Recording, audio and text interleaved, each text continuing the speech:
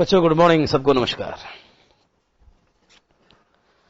तो बच्चों आज हम क्या पढ़ेंगे, please look at the board. Board पर देखो। और ये बच्चों आप देखिए at page number 94। Please open your text book at page number 94।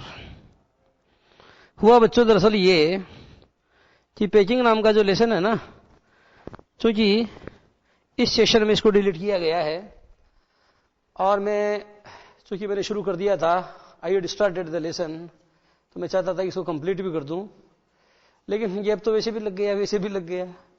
अब अगर गैप नहीं लगता तब तो उसको अपन पूरा कंप्लीट ही करते। अब चूंकि इतना सारा गैप हो गया है, उसको अपन बाद में देखेंगे। You please open your text book at page number 94। तो आज आपको जो है पोएम पढ़ाएंगे बच्चों अपन। तो पोएम कौन सी है? The duck and the kangaroo. Poem का नाम बच्चों बोर्ड पर लिखा हुआ है, the duck and the kangaroo. तो बच्चों आप जानते क्या होता है डक और क्या कंगारू? पता है आपको डक मानी क्या है? डक का मतलब क्या होता है? डक यानी होता है एक वो, देखो बच्चों ये शब्द है डक, तो बतख क्या है? बतख। तो बच्चों ये नर बतख की बात कर रहा हूं मैं, मादा बतख की नहीं कर रहा हूं। नर बतख जो है ये इसमें बार बार आएगा शब्द, तो आप जरा ध्यान दो कि ये मस्क्यूलाइन जेंडर की तरह यूज किया गया है in the particular in this given poem. ये जो आलोच्य कविता है जो हम पढ़ने जा रहे हैं, that we are going to study. तो इस कविता में बच्चों आप ये देखोगे कि ये जो डक है ना, इसको नर बतख यानी ये मेल है, अर्थात इसका जेंडर क्या माना जाएगा? Masculine gender.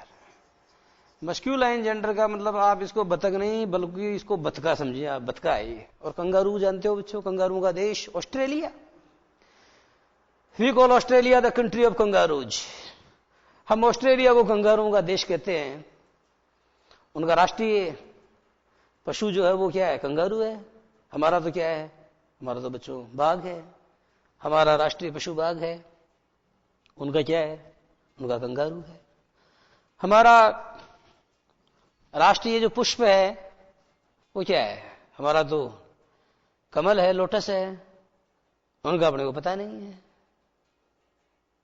इस तरीके से बच्चों आपको बहुत सारी चीजें याद होनी चाहिए। चीजें याद करते हो नहीं? राष्ट्रीय क्या? राष्ट्रीय ध्वज कौन सा? तिरंगा है। राष्ट्रीय वाक्य कौन सा? सत्यमेव जयते मुंडकोपनिषद में से लिया गया है। राष्ट्रीय गान कौन सा है? राष्ट्रीय गान माने नेशनल एंथम, राष्ट्रगान, कंपोज्ड बाय रविंद्रनाथ टैगोर, जनगण मन अधिनायक, ठीक है। और राष्ट्रगीत, नेशनल सॉन्ग, सुजलाम सुफलाम सस्य श्यामलाम मलियज शीतलाम वंदे मातरम, इस तरीके से बंकिम चंद्र चटर्जी, ठीक है। तो आनंद मठ नाम के उपन्यास में से लिया गया है। ऐसी बहुत सारी बातें राष्ट्रीय बातें आपको पता होनी चाहिए। अब बच्चों मैं बात करता हूं इस कविता की तरफ, बढ़ता हूं कविता की तरफ। तो देखो कविता में क्या लिखा हुआ है। This is a humorous poem of a kind known as nonsense verse. देखो ये कविता कैसी है? This is a humorous poem. Humour, जिसमें ह्यूमर होता है बच्चों, जिसमें ह्यूमर होगा उसको आप क्या कहोगे? उसको बच्चों आप ह्यूमरस कविता कहोगे। जरा ध्यान देना क्या लिख दिया मैंने, गलत तो नहीं लिख दिया है? बिल्कुल गलत है, HUMOROUS, ठीक है बच्चों। तो ये जो ये है ना, इस जगह आपको किसका प्रयोग करना चाहिए? ओ का। ये ह्यूमर हो गया। तो बच्चों ह्यूमर यानी क्या होता है? हास्य विनोद होता है। हास्य विनोद। तो ह्यूमरस का मतलब जिस कविता में ह्यूमर होगा तो उस कविता को बच्चों आप क्या बोलेंगे? ह्यूमरस। तो this is a humorous poem. ये बच्चों क्या है? This is a humorous poem, अर्थात ये एक प्रकार की हास्यास्पद कविता। हास्यास्पद नहीं, हास्य विनोद पूर्ण कविता। हास्यास्पद तो वो होती है जिसकी मजाक उड़ाई जाए। कविता की कोई मजाक नहीं उड़ानी है, कविता की मजाक नहीं उड़ानी है। कविता हास्यास्पद नहीं है, बल्कि कविता हास्य और विनोद से परिपूर्ण कविता है। This is a humorous poem known as of a kind, ये खास प्रकार की है। ये बच्चों कविता क्या है? It's of A special sort. ये एक स्पेशल सॉर्ट, अर्थात बच्चों एक विशेष प्रकार की कविता है ये। और इस प्रकार की कविताओं को हम क्या बोलते हैं? Nonsense verse. क्या होता है नॉनसेंस वर्स? जरा देखो, नॉन सेंस वर्स। ये वर्स क्या है? ये बच्चों जो वर्स शब्द होता है अंग्रेजी में, इसका मतलब होता है, अगर इसका शुद्ध अनुवाद करें हम तो इसका हिंदी में अनुवाद क्या होगा? इसका अनुवाद होगा बच्चों श्लोक। किसी भी कविता का श्लोक होता है तो आप उसको अंग्रेजी में वर्स ही कहेंगे। कोई अलंकार, कोई भी जो श्लोक है, श्लोक से मतलब क्या है? श्लोक का मतलब बच्चों 2 पंक्तियों का श्लोक। अब यह है कि जो कोई भी काव्य पंक्ति है उसको आप श्लोक कहते हैं। अब बात यह है कि ज्यादातर जो श्लोक होते हैं वो तो बच्चों कैसे होते हैं? सेंसफुल होते हैं, अर्थात सार्थक होते हैं। दे आर मीनिंगफुल, वो मीनिंगफुल होते हैं। लेकिन ये जो कविता है बच्चों, ये क्या नॉनसेंस वर्स में लिखी गई है। नॉनसेंस वर्स का मतलब बच्चों छंद नहीं है। जैसे अपन हिंदी में क्या कहते हैं, सूर्यकांत त्रिपाठी निराला कौन से छंद में कविता लिखता है? तो कई छंदों में लिखते होंगे, लेकिन उनको कौन से छंद का प्रवर्तक माना जाता है? तो he is known to be the pioneer of free verse. अब बच्चों बात आती है फ्री वर्स। ये देखो, ये जो फ्री वर्स है ये हिंदी में कौन लेके आया? ये बच्चों हिंदी में सूर्यकांत त्रिपाठी निराला लेके आया। तो बताओ वर्ष का मतलब क्या निकला? छंद। तो छंद भी आप इसे कह सकते हैं। क्या कह सकते हैं इसे? छंद। वैसे बच्चों छंद को अंग्रेजी में हम कहते हैं मीटर। वैसे हम छंद को क्या बोलते हैं अंग्रेजी में? अंग्रेजी में बच्चों मीटर कहते हैं। ठीक है, तो मीटर कहते हैं। लेकिन यहां पर बच्चों जो फ्री वर्स शब्द है उसका प्रयोग आपने किस रूप में किया? मुक्त छंद। तो ऐसी कविता जिसमें क्या ना हो, कोई छंद नहीं हो, जिसके अंदर कोई तुक की योजना भी नहीं हो, जिसको आप हिंदी में क्या बोलते हैं? तुक। जैसे बोला आपने नीर, फिर बोला आपने धीर, इन दोनों में तुक है ना। राइम स्कीम जो बच्चों इनकी मिल रही है, तुक है। इसलिए ऐसी कविताओं को हिंदी में क्या बोलते हैं? अंत्यानुप्रास। अंत्यानुप्रास अलंकार की कविताएं इनको बोला जाता है। तो निराला ने इस प्रकार की कविताओं का प्रवर्तन किया जिनमें किसी प्रकार के छंद की दरकार नहीं थी, अंत्यानुप्रास की भी नहीं, किसी प्रकार के छंद की आवश्यकता नहीं थी। तो ये बंगला वगैरह साहित्य में तो बच्चों पहले से चल रहे थे, इंग्लिश में भी चल रहे थे, संस्कृत में भी थे, लेकिन हिंदी में यह उठा करके हम बाद में लाए। कौन लाया? सबसे पहले निराला लाया। तो हम कहते साहब इसका छंद कौन सा? मुक्त छंद है, रबर छंद है, केंचवा छंद है, ऐसे बोलते हैं। तो बच्चों ये जो है, ये कविता मैं आपको पढ़ाने जा रहा हूं, ये कौन से वर्ष में लिखी गई है बच्चों? फ्री वर्ष में नहीं, अपितु ये नॉनसेंस वर्ष में लिखी गई है। नॉनसेंस वर्ष जो है बच्चों, जो चाइल्ड लिटरेचर होता है, यानी जो बाल साहित्य होता है, उसमें इस प्रकार की नॉनसेंस वर्ष की कविताएं पढ़ने को मिलती है। ये बच्चों के मनोरंजन के लिए है। ये कविताएं बहुत अधिक मीनिंगफुल नहीं होती है। They are meant only to teach the children. इनका मकसद सिर्फ बच्चों, आप जो छोटे बच्चे होते हैं उनको पढ़ाने का मकसद है। तो इसका कोई खास अर्थ नहीं है। ये पोयम जो मैं आपको पढ़ाने जा रहा हूं, कविता बच्चों काव्य की दृष्टि से ये कोई बहुत महत्वपूर्ण कविता नहीं होगी, काव्य और शिल्प की दृष्टि से महत्वपूर्ण नहीं होगी, लेकिन आपकी बहुत काम की है। तो देखो बच्चों, this is a humorous poem of a kind known as nonsense verse by Edward Lear. Read it and enjoy. अब बच्चों ध्यान देना, रीड इट एंड एंजॉय। तो ये कविता किसने लिखी है? ध्यान दो, ये बच्चों एडवर्ड लियर नाम के महोदय कवि ने लिखी। एडवर्ड लियर। अंग्रेजी में एक बीमारी है, एडवर्ड नाम जरूर मिलता है। जॉन, जेम्स, एडवर्ड, जॉर्ज, ये 10-20 ही तो हैं। रानी इधर मिलती है, एक तो विक्टोरिया, एक एलिजाबेथ, और मुझे तो लगता है घूम फिर के ही चलती रहती है ना। तो ये एडवर्ड लियर है बच्चों। ये पोएट हैं जिन्होंने आपकी ये कविता जो मैं आपको पढ़ाने वाला हूं, the duck and the kangaroo, इस कविता को इन्होंने लिखा है। क्या क्या बातें समझाई गई आपको? अब मैं आपको जो है सब बातों को पॉइंट वाइज आपको जो है इनको बिंदुबद्ध कर रहा हूं, है ना। तो इनको बच्चों पॉइंट वाइज कह रहा हूं। तो पहली बात तो बच्चों कविता का नाम बताया, the duck and the kangaroo.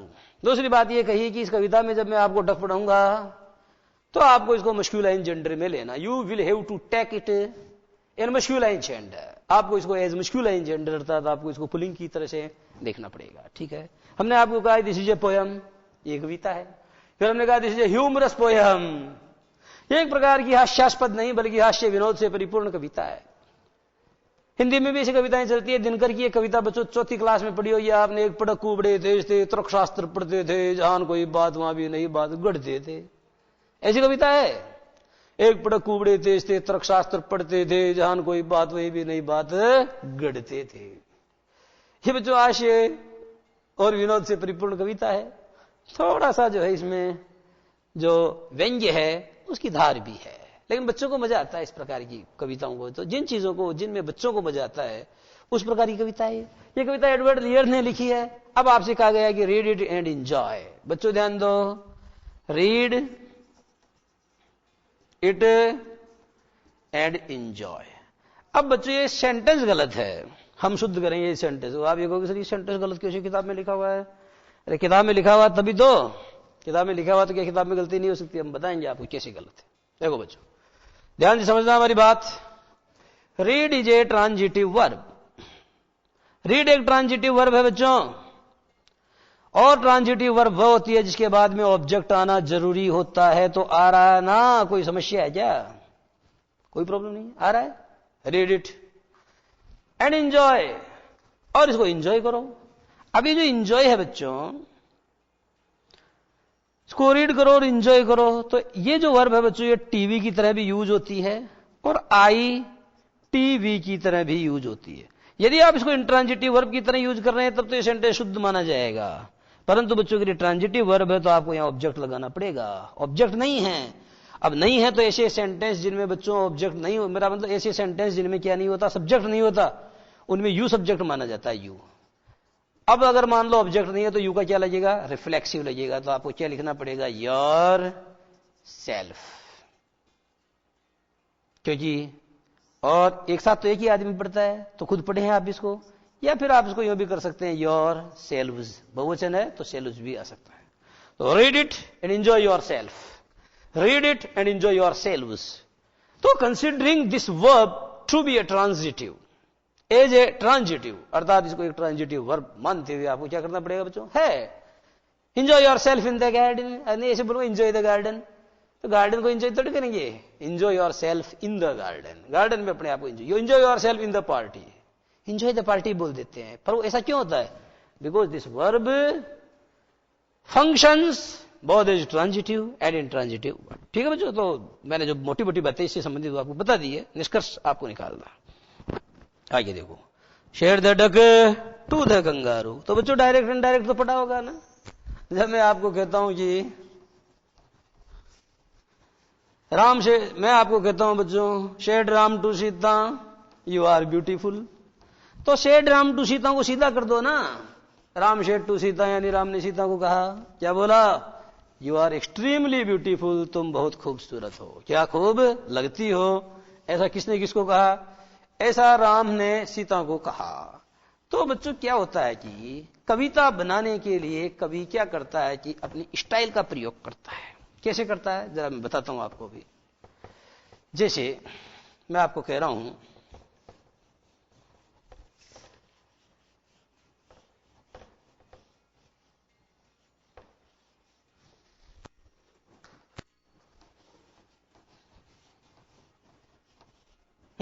ध्यान से सुनना मेरी बात को, please look at the word. अब मैं जो आपको बच्चों बातें समझाऊंगा वो कहीं नहीं मिलेगी आपको, मेरे अनुभव की बातें हैं, वो मैं आपको बता रहा हूं, आपने बहुत काम की है। जरा सेंटेंस देखना बच्चों, I will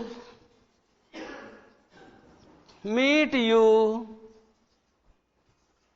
on the very same turn.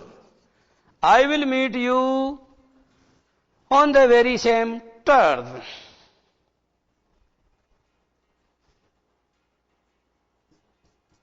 From where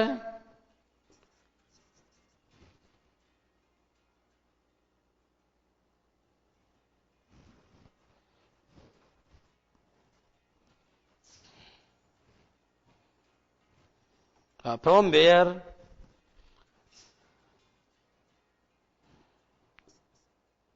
you left me and never returned। अब बच्चों इसको मेरे को कविता की शक्ल देनी है, ध्यान देना। I will meet you on the very same turn का मतलब यह हुआ कि मैं तुमको मिलूंगा उसी टर्न के ऊपर। टर्न माने बच्चों मोड़ भी होता है और मुड़ना भी होता है। अब जब आप इसके आगे बच्चों क्या लगा रहे हो? द लगा रहे हो। देखो ये और ये द आ रहा, तो ये नाउन है, तो नाउन है तो बच्चों इसका मोड है, इसका मीनिंग। जैसे गोपालपुरा मोड़, गोपालपुरा मोड़, और कई मोड़ होते हैं, फला मोड़ डी का मोड़ है ना, तो ये मोड़ है बच्चों। अब आपको इसका सीधा सा मीनिंग है कि I will meet you on the very same turn, अर्थात मैं तुमको मिलूंगा उसी टर्न के ऊपर, from where you left me, जहां से तुम मुझको छोड़ के गए, एंड नेवर रिटर्न्ड, और कभी नहीं लौटे। अब बच्चों मुझे क्या करना है कि मुझे ऐसा लाना है यहां। अब ऐसा लाने के लिए मैं क्या कर सकता हूं, एंड नेवर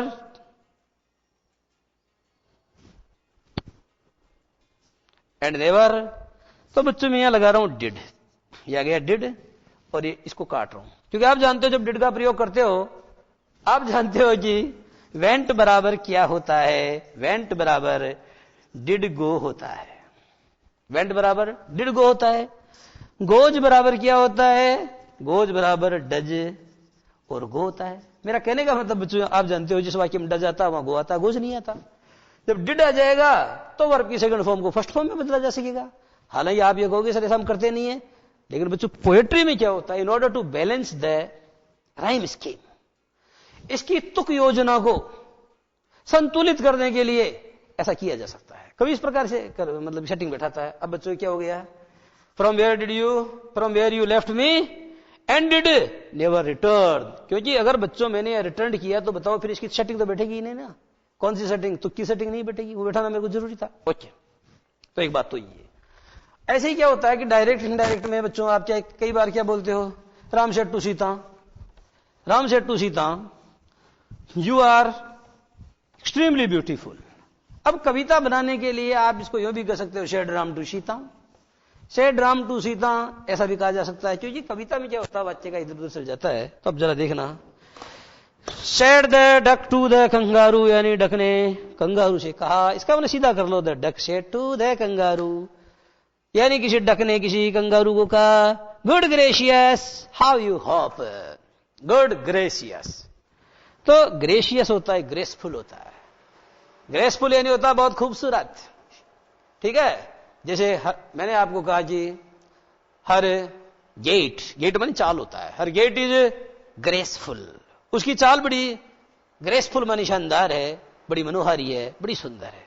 और गॉड इज ग्रेशियस, भगवान शानदार नहीं है, भगवान दयालु है, तो ग्रेशियस मैंने काइंड होता है। बहरहाल गुड ग्रेशियस का मतलब क्या है बच्चों, वाह वाह ऐसे बोलते हो बस। तो गुड ग्रेशियस माने वाह, हाउ यू हॉप, तुम कितनी गजब की क्या करते हो, हॉप या नहीं जानते हो, उछल कूद करना, तुम कितना बढ़िया तरीके से कूद फांद करते हो, ओवर द फील्ड्स खेतों पर, एंड द वाटर टू, और समुद्र पर भी।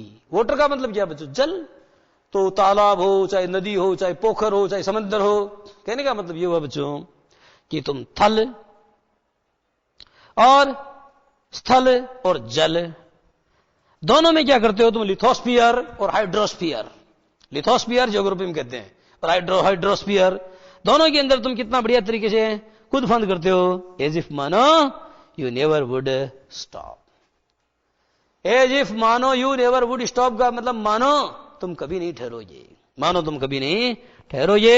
माई लाइफ इज ए बोर, देखो बच्चों बोर क्या ये आ गया है।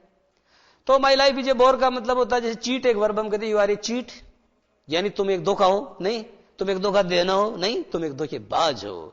तो my life is a bore, मेरी जिंदगी एक बोर है। तो बोर का मतलब क्या है, बोरिंग लगाते हैं वो बोर भी है, तो वो बोर नहीं है। बोर का मतलब क्या है, मेरा जीवन क्या है, मेरा जीवन बच्चों एक बोर है। बोर का मतलब होता है नीरस, नीरस जिसमें कोई रस नहीं है, uninteresting. In this nasty pond, ये जो नास्टी पॉन्ड है, ये बद्ध पोखर, ये जो बद्ध पोखर है, बद्ध पोखर, बद्ध यानी बद्दा, पोखर यानी क्या होता है पुष्कर, तालाब। ये जो छोटा सा पोखर नाडी है, इस नाडी के अंदर क्या है कि मैं तो, मेरी जिंदगी तो बोर है, मैं तो कूप मंडूक हूं। क्या हूं मैं, तो कूप मंडूक हूं। My life is a bore in this nasty pond, nasty यानी ugly, in this ugly pond, and I long to go out in the world beyond. Beyond का मतलब जानते हो, जैसे मैं कहता हूं बियॉन्ड द होराइजन, अंतरिक्ष से भी परे। तो मैं कहने का मतलब ये हुआ कि इस तालाब, ये पर्टिकुलर जो पोखर है, जो नास्टी पॉन्ड है जिसमें मैं रहती हूं, तो एक्चुअली आई लॉन्ग का मतलब क्या है, मैं ये कामना करती हूं, आई विश, मैं ये कामना करती हूं, मैं ये कामना करती हूं, क्या कामना करती हूं, टू गो आउट, कि मैं इससे बाहर देख लूं, एंड गो है ना, गो आउट, इससे बाहर निकलूं इन द वर्ल्ड बियॉन्ड, और जो इससे बाहर निकलूं और इससे बाहर की जो दुनिया है, इससे परे का जो संसार है, मैं उसको विजिट करूं। I wish, I would hope like you, मैं ये विश करती हूं, कामना करती हूं, ये काश मैं भी तुम्हारी तरह कूद फांद कर सकती। Said the duck to the kangaroo, duck ने कंगारू कहा। तो बच्चों, इस क्रम में अपनी बात जारी रहेगी, परंतु इससे पहले हम लेंगे 2 मिनट का break.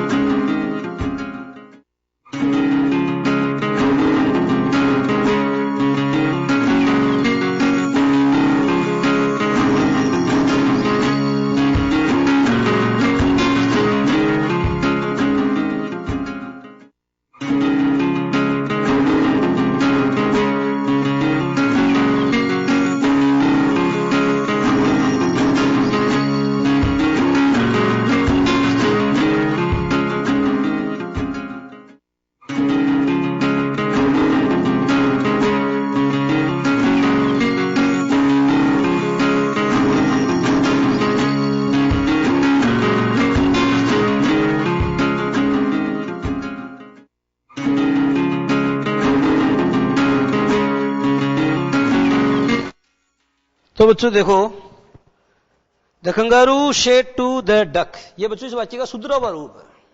This is the amended form of the sentence. क्या है? The kangaroo said to the duck, दो शेड द डक ये नहीं होता, the duck said to the kangaroo, ऐसे बोलो, the duck said to the kangaroo. इसका मतलब हुआ the duck told kangaroo, duck ने कंगारू को कहा। क्या? और आगे क्या बोला? Good gracious. तो the duck told the kangaroo, the duck told the kangaroo, yeah, the duck addressed the kangaroo as good gracious one. as good gracious one का मतलब एक अच्छे भले आदमी के रूप में उसको एड्रेस किया, एंड सेड, और आगे उसने क्या कहा? हाउ यू चॉप, इसका मतलब you chop in a very wonderful वे, तुम बहुत ही दिलकश तरीके से, बड़े अच्छे अंदाज में तुम क्या करते हो? हॉप करते हो। बच्चों जरा ध्यान दो, समझ में आ गया होगा आपके। आपने केवल ये होप पढ़ा है, जिसका मतलब होता है एक्सपेक्ट, यानी किसी से कोई आशा करना, ठीक है, एक्सपेक्ट। अब जब आप आशावादी होता है तो आप क्या कर देते हो? होपफुल कर देते हो। होपफुल यानी क्या होता है? आशापूर्ण या आशावादी। अब यहां पर बच्चों क्या है कि एक शब्द और आता है, ऑप्टिमिस्टिक। ऑप्टिमिस्टिक, ठीक है। ऑप्टिमिस्टिक का मतलब आशावादी होता है। अब आप ये कहोगे फिर सर आशा को क्या कहते हैं? ऑप्टिमिज्म ऐसा कुछ कहते हैं, है ना। तो आशावाद होता है, ऑप्टिमिज्म तो खैर। तो ऑप्टिकल चश्मे वगैरह इस प्रकार का है बच्चों ये। तो ये आशा शब्द जो है इसमें अंतर्वलित है, ठीक है, ऑप्टिमिस्टिक एनी हाउ। तो ये ऑप्टिमिस्टिक पूछा जाता है और कहा जाता है साहब इसका विलोम शब्द बताओ, तो क्या बताओगे? ऑप्टिमिस्टिक, और ये हो जाएगा बच्चों पेसिमिस्टिक। ओके, तो एक तो होप ये है बच्चों, और दूसरा होप आपकी किताब में आ रहा है केवल HOP। जानते हो होप क्या होता है? आपने ग्रास होपर तो सुना होगा, GRASSHOPPER। क्या होता है ग्रास होपर? ये बच्चों एक कीड़ा होता है, घास के ऊपर उछल कूद करता है, आप इसको राम जी का घोड़ा कहते हैं। इन द रूरल एरिया, ग्रामीण जो अपना क्षेत्र है राजस्थान का, तो चूंकि मैं खुद एक ग्रामीण क्षेत्र से आता हूं और मैं जानता हूं कि इसको हम क्या बोलते हैं, हम इसको बच्चों भी कॉल इट राम जी का घोड़ा, the horse of the Lord Rama. भगवान जो लॉर्ड राम है उनका हॉर्स कहते हैं, ठीक है। तो एक ग्रास ऊपर का मतलब राम जी का घोड़ा होता है, ये उछल कूद करता है। तो हॉप यानी बच्चों क्या होता है, उछल कूद करना, जंप करना, है ना, उछल कूद करना, ऐसा कुछ इसका मतलब होता है। आगे बात समझ में, आगे बढ़ेंगे। तो उसने कहा जी यू हॉप या you jump in a very wonderful way across the fields, यानी खेतों के इस पार से उस पार, एंड द वाटर ट्रू, और तुम तो पानी के ऊपर भी छलांगे मारते हो। जैसे आप जानते हो हनुमान जी छलांग मारे थे, यहां से महेंद्रगिरी पर्वत से छलांग मारे थे और सीधे कहां पहुंचे थे, लंकपुरी पहुंचे थे। As if you never would stop, ऐसा लगता है मानो। उत्प्रेक्षा अलंकार पढ़ते हो हिंदी में, किसी भी पंक्ति में मानो आ जाए, जानो आ जाए, मनहू आ जाए, जनहू आ जाए, तो वहां क्या होता है, वहां बच्चों एक अलंकार बनता है हिंदी में। जैसे अपन कहते हैं कि हम कहते हैं कि हनुमान जी ने लंका के लिए बच्चों इस तरीके से उड़ान भरी और उड़ते हुए यों गए जैसे कोई भगवान राम का बाण जा रहा हो। मानो कोई भगवान राम का बाण जा रहा हो, जैसे कोई भगवान राम का बाण जा रहा हो, तो मानो मन हूं, जानो जन हूं। इससे आप क्या करते हो बच्चों, उत्प्रेक्षा, यानी किसी चीज का उत्प्रेक्षण करते हो, उत्प्रेक्षण करते हो, अर्थात कंपैरिजन है ये। तो ये उत्प्रेक्षा अलंकार होता है। तो यह बताया गया कि as if you never would stop, ऐसा लगता है मानो। ये है बच्चों एज इफ, ये दो शब्द हैं अलग अलग, पास पास ले आओगे तो ये बन जाएगा आसिफ। और आसिफ बनते ही बच्चों ये तो एक मुसलमान लड़के का नाम हो जाएगा। ये रचना गलत है, ये सही है, ठीक है। स्पेस होना चाहिए, there must be space between two words, to separate words. अलग अलग वर्ड्स हैं तो यहां तो स्पेस आएगा। एज इफ यानी क्या होता है, मानो, ऐसा लगता है मानो। यू विल नेवर स्टॉप, ऐसा लगता है मानो तुम कभी नहीं ठहरोगे। तो बच्चों ये क्या है कि इसको, ये जैसे एजिप लगाया ना आपने, तो एजिप के बाद क्या होता है बच्चों, जैसे बी वर्ब आती है तो हम क्या करते हैं, पास्ट में ले जाते हैं। तो इज़ामार वाज का प्रयोग नहीं करके इसके बाद वर का प्रयोग करते हैं। वाज वर होता है ना, तो जैसे she talks to me as if she were my boss, वो मुझसे ऐसे बात करती है मानो वो मेरी बॉस हो, वर का प्रयोग हुआ। उसी तरीके से बच्चों ये विल नहीं, विल का सेकंड बनाओ, वुड बनाओ। यू वुड नेवर स्टॉप, तुम कभी नहीं ठहरोगे। ऐसे सेंटेंसेस में कौन सा मूड होता है जरा ध्यान देना। एस यू बी JUNCTIVE, ये बहुत काम की चीज है बच्चों। ऐसे सेंटेंसेस में क्या होता है, सबजंक्टिव मूड होता है। She talks to me as if she were my boss, ऐसे बात करती है मुझसे जैसे वो मेरी क्या हो, बॉस हो। तो आई बात समझ में।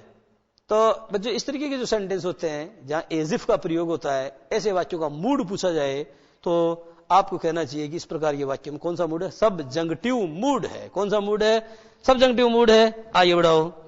और आइए बच्चों ये कह रहा है कि as if you never would stop, ऐसा प्रतीत होता है मानो तुम कभी नहीं ठहरोगे। My life is a bore in this nasty pond. Nasty का मतलब बताया अगली, इस अगली पॉन्ड में, अर्थात इस भद्द तालाब में, इस भद्द पोखर के अंदर मेरी जिंदगानी क्या है, मेरा जीवन जो है नरक बना हुआ है, नारकीय है, अर्थात मेरा जीवन बिल्कुल ही कैसा है, नीरस है। There is no nectar of interest in my life, मेरी जिंदगी में रुचि का अमृत नहीं है, रस का अमृत नहीं है, ऐसा जीवन नीरस है, अनइंटरेस्टिंग लाइफ है, बोर है। और आइए है जी आई लॉन्ग। अब बच्चों प्रश्न ये जी एंड आई लॉन्ग, अब आप लोग क्या सोचते हो, आई यानी मैं, लॉन्ग यानी लंबा। बात तो तुम्हारी सही है, पर अगर ये इसका मतलब लंबा होता तो इसका प्रयोग नाउन के पहले होता। आप जानते हो, फिर आपको सिर्फ जरूरी थोड़ी है, जैसे शी इज टॉल, अब कहां आया। ये बात तो खैर आपकी सही है, पर बच्चों मैं ये कहना चाहता हूं कि एडजेक्टिव का प्रयोग सब्जेक्टिवली और प्रेडिकेटिवली दोनों तरह से किया जाता है। An adjective can be used both subjectively and predicatively. Predicatively कैसे, शी इज टॉल, ये प्रेडिकेटिवली है। और a tall girl, a tall girl, यह क्या बच्चों गर्ल के पहले आ रहा है, ये सब्जेक्टिवली है। अट्रीब्यूटिव यूज भी कहते हैं इसे, अट्रीब्यूटिव। तो मेरा कहने का मतलब एडजेक्टिव के बाद में नाउन आ भी सकता है, नहीं भी आ सकता, ये तो ठीक है। लेकिन बच्चों ये सब्जेक्टिव बात तो वर्ब आती है, तो ये तो वर्ब की जगह आ रहा है ना। चूंकि ये वर्ब की जगह आ रहा है तो इसको वर्ब के रूप में, इसका मतलब लंबा नहीं है। लॉन्ग क्या होता है, लॉन्गिंग। तो बच्चों जैसे we long for a better future, हम एक बेहतर भविष्य के लिए क्या करते हैं, लॉन्ग करते हैं। लॉन्ग से मतलब क्या, हम ईश्वर से कामना करते हैं। तो लॉन्ग का मतलब होता है बच्चों, मन में जो आरजू है, मन में जो तमन्ना है। आरजू क्या है, जुस्तजू क्या है? तो आपके मन में जो आरजू है, जो तमन्ना है, उसे आप लॉन्जिंग कहते हैं कि I long to go out in the world beyond, और जो बाहर वाली दुनिया है। And I long to go out in the outer or the external world. Outer or the external world अर्थात बाहरी जो दुनिया है, इस दुनिया के अंदर मैं घूमने जाना चाहता हूं। आई विश, ये बहुत अच्छी बात है बच्चों। ये जो आई विश वाला सेंटेंस है, ये भी समझो आप, बहुत काम का तुम्हारे। मैंने आपसे कहा I wish you will fight this election, तो बच्चों विल की जगह क्या करना पड़ेगा, I wish you would fight this election.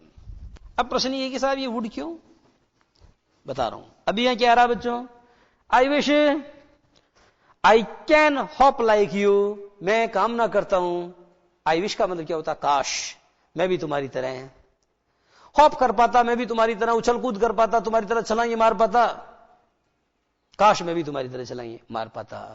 तो बच्चों मैंने कहा काश मैं देश का प्रधानमंत्री होता, तो मैंने बोला कि आई विश आई वर, पहली बात। दूसरी बात, काश तुम इस इलेक्शन लड़ते, तो I wish you would fight this election, या मैं भी ये भी कहता कि I wish you fought this election. अब बच्चों क्या निष्कर्ष निकले, निष्कर्ष बच्चों ये निकले कि अगर सेंटेंस आई विश से शुरू हो रहा है, जिसका अर्थ क्या होता है, ये भी सब्जंक्टिव मूड का उदाहरण है। ये जो एग्जाम्पल है बच्चों, इसको भी आप क्या कह सकते हो, सब्जंक्टिव मूड, ठीक है, ये ध्यान दो, ये सब्जंक्टिव मूड हो गया।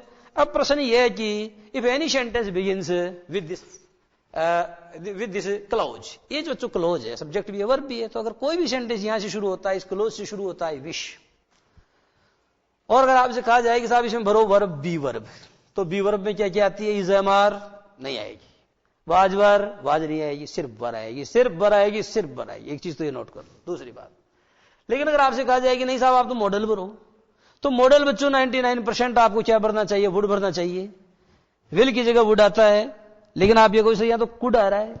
बात दरअसल ये है कि वुड आ सकता है, कुड आ सकता है, अगर मे आएगा तो फिर माइट आ जाएगा, कैन आएगा तो कुड आ जाएगा, शैल आ जाएगा तो शुड आ जाएगा, लेकिन 99% इसमें वुड मॉडल ही भरा करता है, और कभी कभी बच्चों कैन की जगह कुड भी आ जाता है। ये मॉडल की कहानी है। अगर ऑप्शन में कुड है ही नहीं, तो फिर तो वुड ही भरोगे, आएगा समझ एनी। और अगर आपसे सीधे कोई भी वर्ब दे दे कि साहब आप तो भर दो फाइट, तो फाइट नहीं फॉट भरो, राइट नहीं रॉट भरो, गो नहीं वेंट भरो। मेरा मतलब यह है कि यदि आपसे कोष्ठक में या ब्रैकेट में वर्ब की मतलब कि जो ऑर्डिनरी, एनी ऑर्डिनरी वर्ब, अर्थात कोई भी सामान्य क्रिया आपको देखिए कहा जाए कि उसे भरो, तो आपको बच्चों क्या करना चाहिए, आपको खालिस्तान में हमेशा वर्ब की सेकंड फॉर्म बढ़नी चाहिए। क्लियर हो गया है, ये ग्रामर की बात है। तो I wish I could hope like you, काश मैं भी तुम्हारी तरह। लाइक का मतलब ऐसा नहीं मैं तुमको पसंद करती हूं, तो यहां लाइक का मतलब पसंद करता थोड़ी है वर्ब, ये तो प्रीपोजिशन है। लाइक बच्चों प्रीपोजिशन भी होता है, लाइक वर्ब भी होता है। डोंट लाइक यू, डोंट के बाद आ रहा है, ये वर्ब है, मैं तुमको पसंद नहीं करता हूं। I am not like you, आपको कुछ भी तो वर्ब की बात हो रहा है, हाँ वर्ब की बात तो आ रहा है खैर, लेकिन ये बच्चों लाइक यू, यार ये जो यू है उसके पहले आकर के क्या कर रहा है, उसके बारे में बता रहा है, प्रीपोजिशन है ये, ठीक है। तो कहना पड़ेगा कि said the duck to the kangaroo, इस लाइन में कुछ नहीं है। अब बच्चों सेकंड वाला देखो, please give me a ride on your back, please give me a ride, ये अच्छा सेंटेंस है, ये बोलचाल की अंग्रेजी का सेंटेंस है। इस बोलचाल की अंग्रेजी में क्या करते हो आप, जो स्पोकन इंग्लिश होती है उसमें क्या होता है, मैं ऐसे कई एग्जांपल्स आपको दूंगा, I will site so many examples, कई उदाहरण आपको दूंगा जिनमें क्या करते हैं बोलचाल की भाषा में। वर्ब को नाउन की तरह यूज किया जाता है, वर्ब को नाउन की तरह यूज किया जाता है, जैसे लास्ट नाइट, पिछली रात, I could not have a good sleep, last night I could not have a good sleep. पहला उदाहरण क्या देखा आपने, आपने देखा बच्चों ये वर्ब है, इसके पहले आपने आर्टिकल लगाया, इसका मतलब यहां इसका मतलब सोना नहीं, इसका मतलब नींद है। मैं ठीक से पिछली रात क्या नहीं ले सका, नींद नहीं ले सका। तो वर्ब को किसकी तरह यूज किया आपने, नाउन की तरह यूज किया। उसी तरीके से बच्चों गिव मी ए लुक, गिव मी ए लुक। अब बच्चों ये देखो इसका मतलब क्या, लुक यानी क्या होता है, देखना। तो ए लुक का मतलब मुझे एक देखना दो, नहीं, इसका मतलब यह गिव मी ए लुक का मतलब होता है मुझे अपनी क्या दो, मुझे अपनी झलक दो। झलक दो का मतलब अपनी झलक दिखाओ, दिखाने का मीनिंग दे रहा। क्लियर हो गया है? उसी तरीके से मैं आपको कहता हूं जी